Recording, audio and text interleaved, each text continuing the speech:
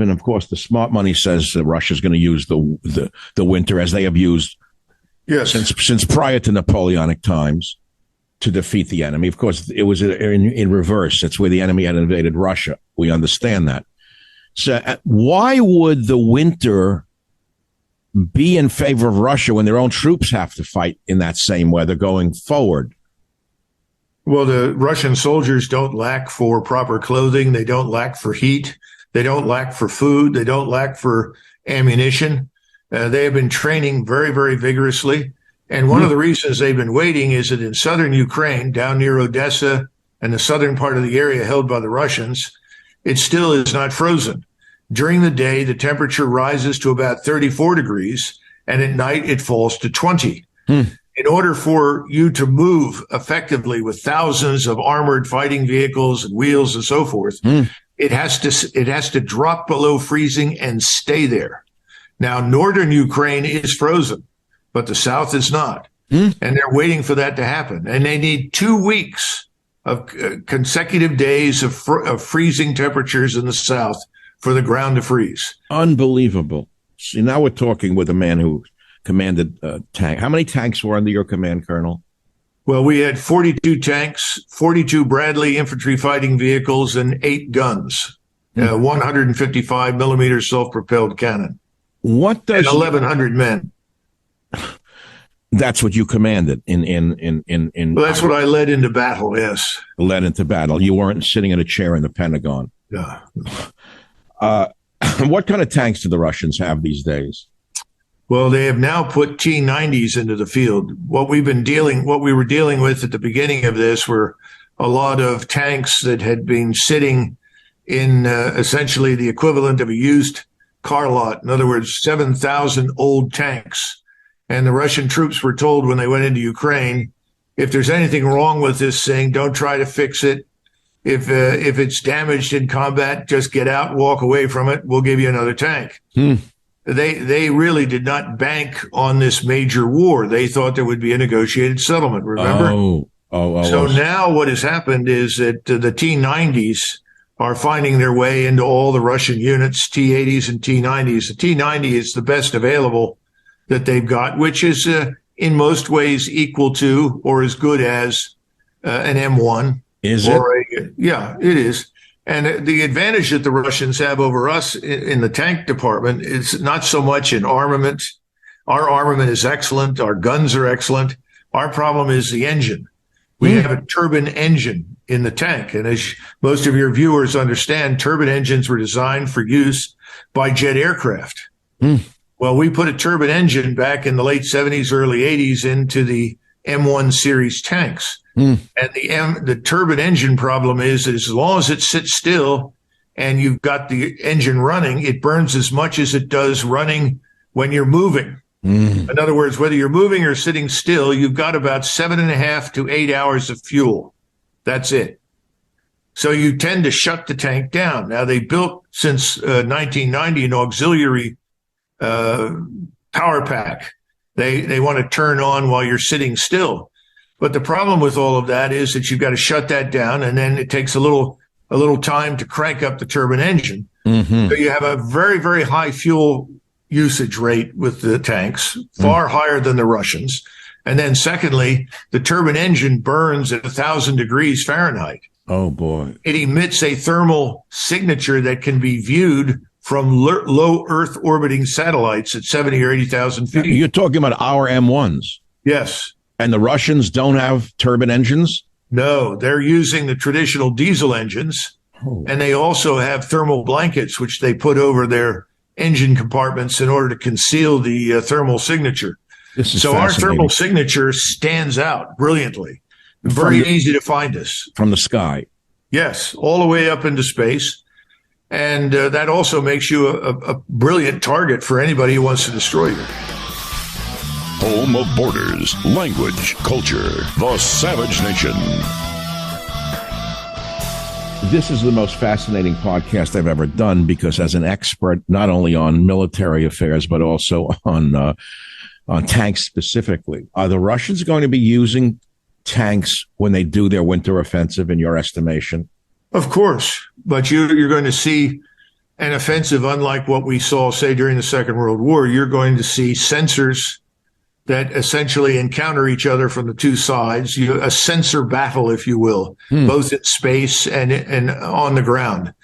You're trying to detect where the enemy is and what strength and so forth. And then you're going to see massive salvos of rockets, missiles, the so-called drones, which are usually point-to-point, like these Iranian manufactured drones that the Russians have now purchased and are producing in great quantity.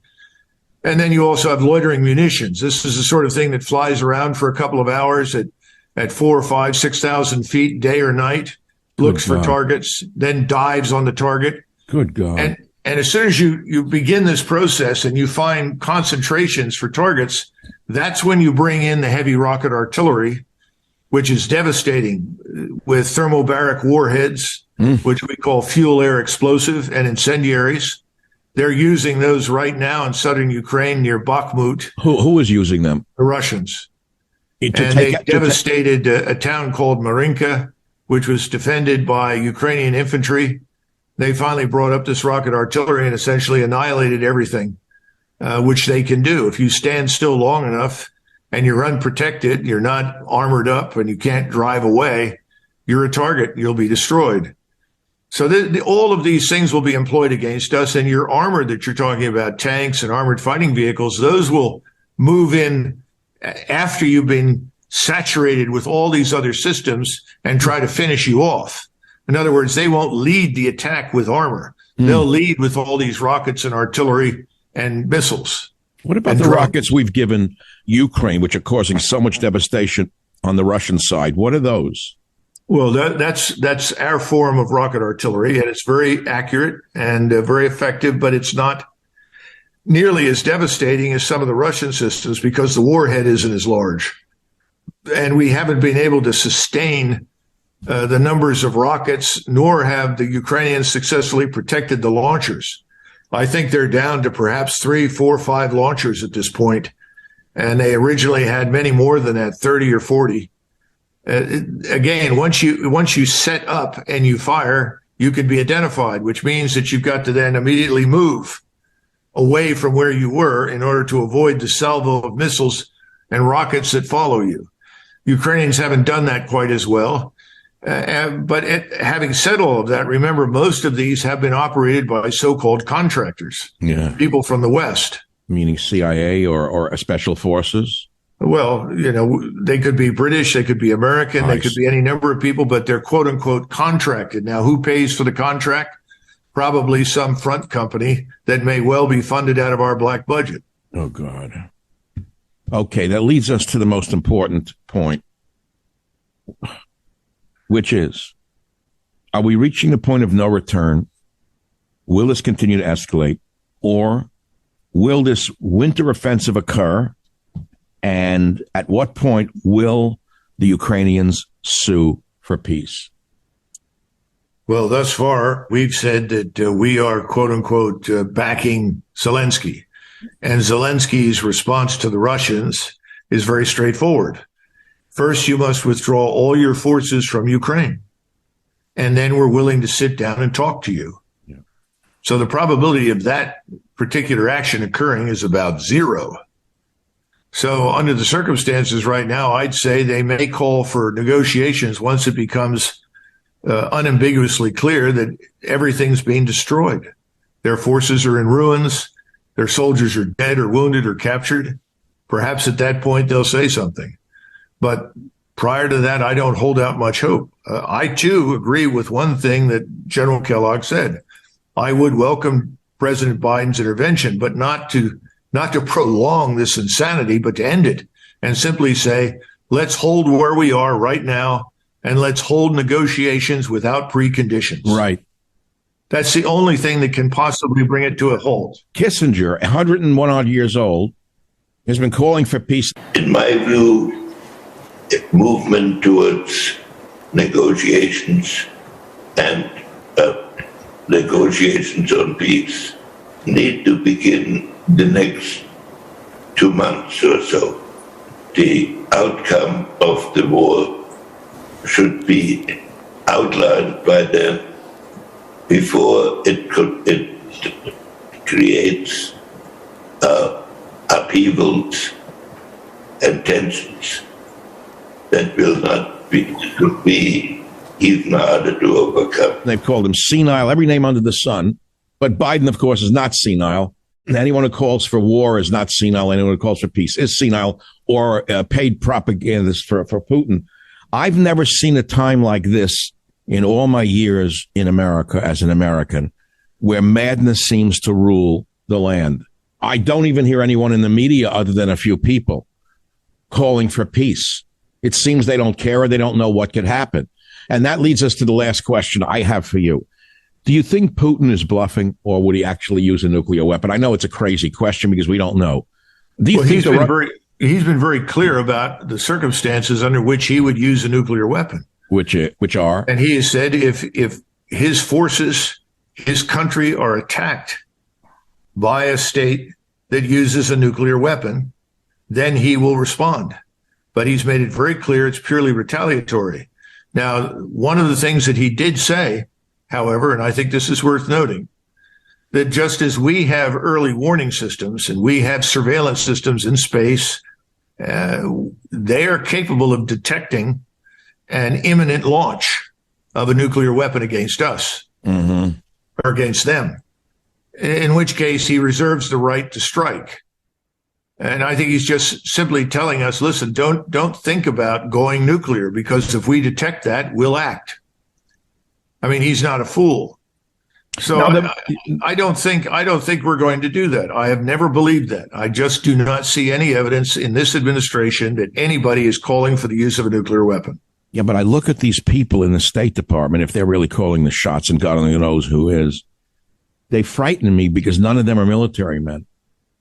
These are all career politicians who've gotten where they are through maneuvering other people and stabbing people in the back. That's what they are. Not one of them has been in combat. Every last one of them is a pogo stick hockey player, meaning jumping on a pogo stick, screwing men along the way and women, leaving them in the gutter. That's who they are. Well, I don't want to completely burst your bubble, but that describes most of the senior military types as well.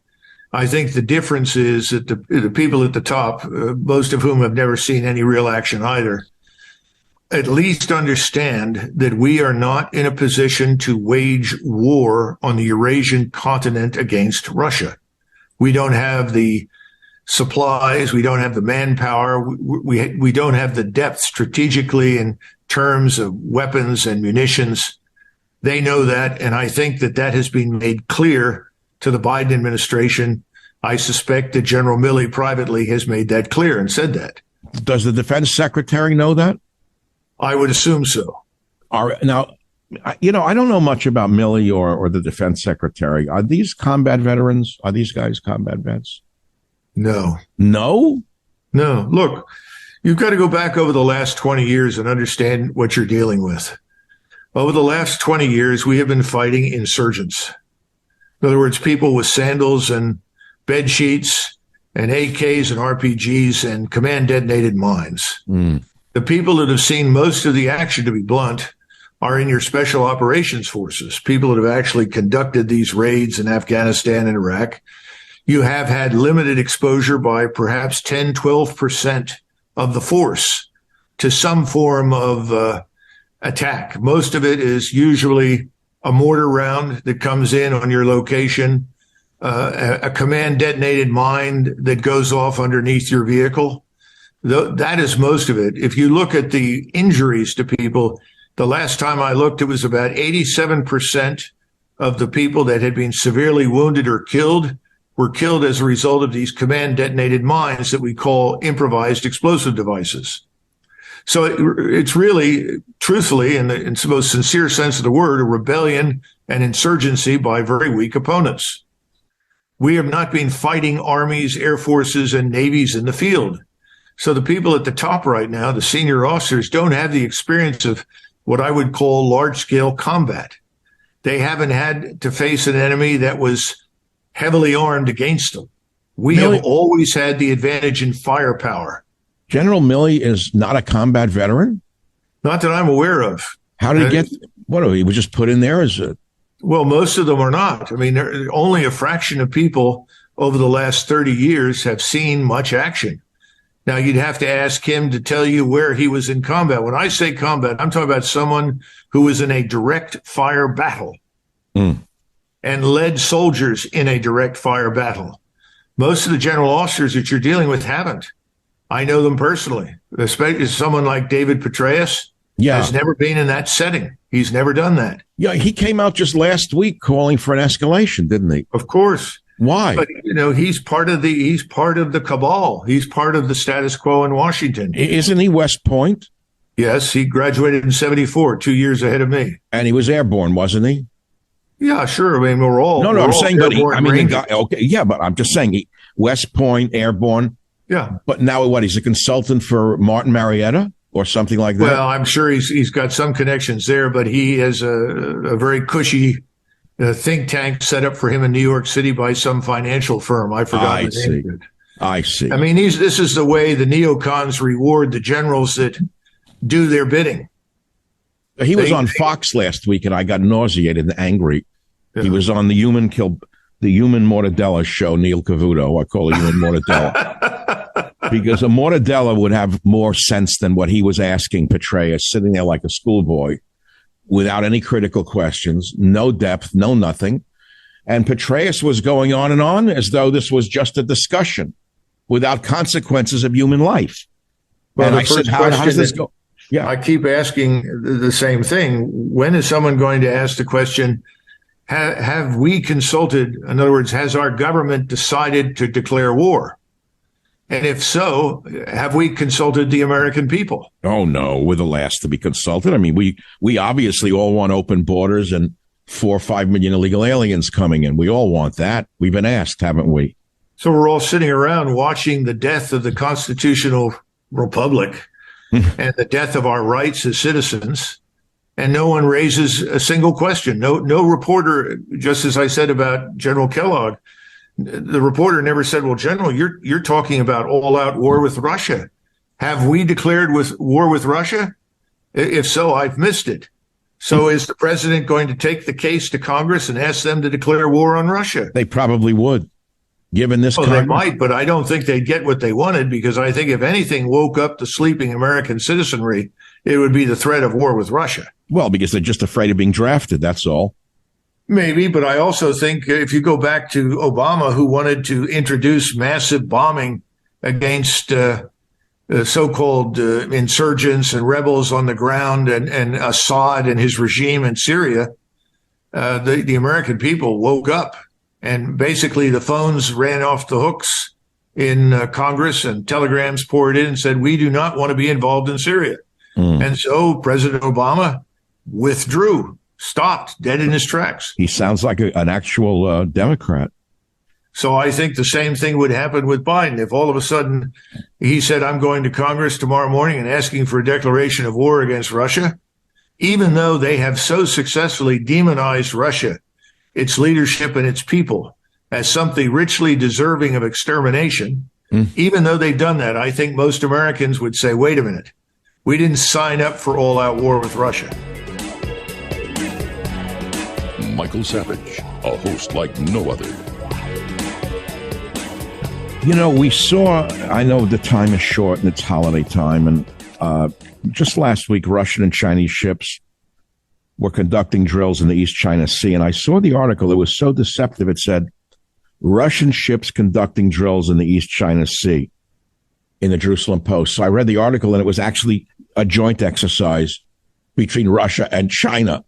Yes. So the J Post, which is very left wing, had a false headline, of course, Russian ships doing exercises, but it wasn't Russian ships alone. It was Russia and China together. We've driven Russia and China together, the worst possible outcome of this debacle in Ukraine, in my opinion. No, I think that's true. They are each other's natural strategic partner, because both of them seem to think that they're, and I think with justification, frankly, under siege by the United States and the West. Madness. Just total madness.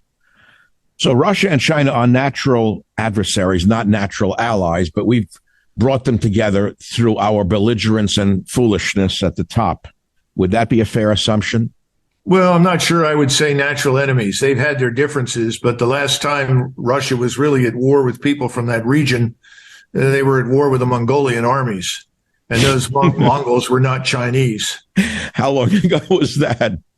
Well, that goes back at least to the 15th century, 16th century. I think it's a mistake. I mean, China, if there's one thing we can say about them with absolute certainty, is that they are focused like lasers on building themselves up economically, and they will steal whatever IP or any other capability we develop if they can do it. Mm-hmm. But when you move beyond that and say that they're actively planning on a war with us, I think they're crazy, because the Chinese are not by nature warlike. They never were. And everybody at some point in the last 1,000 years has ruled China. You're going to be accused of being in the pocket of Xi. That's right. Because you said that China's not militant. No. Next, they're going to say that he's sending you secret frozen Mongolian beef recipes or something. China and Russia. You mentioned Mongolians. I would say a good portion of the Russian forces are Mongolian these days. Well, I don't think they are now, but the Russians have always had, and this is an important point, Doctor, that I'm glad you brought it up. The Russians have always had numbers of non-European contingents inside their armies. Yes. The Chechens are not newcomers to this. The Kalmucks, the Mongols, the Tartars, all of them have served in Tsarist armies, and they've done very, very well. Especially in the winter. Yes. Well, remember, the Russians learned the value of winter offensives from the Mongols. The Mongols always waited until the rivers froze so that they could ride over the rivers in the winter. Sounds very familiar, doesn't it? Yes. Colonel, last question. I've said this 4 times. Are we reaching a point of no return? I will say no. Good. We're close, but no. What would be the point of no return? U.S. troops on the ground?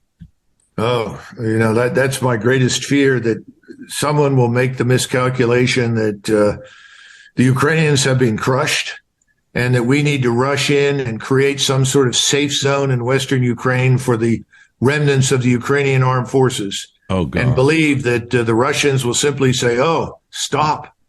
By all means, stop. We don't want to get into a war with the Americans. Good gosh, the American army is there with 40,000 men. We don't want to risk anything. And the opposite is the case. The rage inside Russia against us, I think, is probably at an all-time high. Amongst the people or the leadership? The population and the leadership. Behind Putin, people think that if Putin were taken out, they keep saying he's sick, he's dying, he's got cancer. I don't believe a word of it because it's all propaganda. But let's say Putin was sick, and let's say Putin is removed for health reasons, which I don't think will happen. I don't think the American people know that those behind him are far more belligerent than him. Isn't that correct? I think Attila the Hun, Genghis Khan, and a whole series of people like that are lining up to replace him. But they don't have those names anymore. No, they're different names, but they're people with that kind of anger and hatred towards us. That's the bad news. Oh, so you're talking about unleashing a health storm on Ukraine if Putin is taken out or dies? Well, the hellstorm is coming right now. I mean, that's coming. It's only a question of when, not if. The frozen river thing? Oh, yeah. The Russians are going to put this thing to bed. That's their goal. They want to terminate this war. After the Russian New Year, or this roughly? I told you one of the most important measures is the thorough freezing of the ground. Right. And that's going to happen sometime over the next 2, 3, 4 weeks. And they're ready. They have everything they need. They have all the forces in place. They're continuing to train and prep. The troops are well fed, well rested. They're warm. They're ready to go. They have all the ammunition that they possibly need. They're not going to run out of ammunition or rockets or missiles, contrary to popular belief. So it's all a question of when General Surovikin, who's the theater commander, wants to attack. Is he a good general? He has the freedom of maneuver. He's been given the freedom to decide when and how. Is he a good command? Is he a good leader? Thus far, I'd say he's done extremely well. Yes. What, by not taking out more civilians? I think he's done very well because I think he made it very clear to President Putin what his requirements were. In other words, what the force had to be before he was willing to use it. And he made it very clear that he did not want to be interfered with when he finally made the decision to attack. He was not going to be rushed. I compare his position to some extent to Montgomery's in North Africa, because Churchill was always on the back of every commander in North Africa for 2 years, urging them to attack. And of course, every commander that had been pushed and pushed and pushed to attack was inevitably defeated by the Germans and Italians. Montgomery showed up and said, no, first of all, I've got to have all these things. Then I've got to train, and then I'll attack, but not before we're ready. And he held the line against Churchill, and ultimately Montgomery was very successful. And I think you're going to see something similar with Surovikin. Well, Churchill didn't do too well with that theory in Gallipoli, did he? Sacrificing so many great young men for nothing, throwing them against the deeply entrenched Turkish forces and having them mowed down. New Zealand, Australia in particular, lost the cream of the crop in that horrible Battle of Gallipoli, but that's a discussion for another time. I'm calling this podcast The Edge of World War III with a question mark at the end. Any final comments? Let's pray for a better year this year than last year. That's about the best I can offer. And let us hope that wiser heads prevail in Washington and that someone recognizes the criticality of bringing this to an end and stop escalating. Truer words were never spoken, and I don't care if what I'm repeating is a homily. Truer words were never spoken. Colonel Macgregor, always not only a pleasure, but an honor to speak with a scholar and a warrior.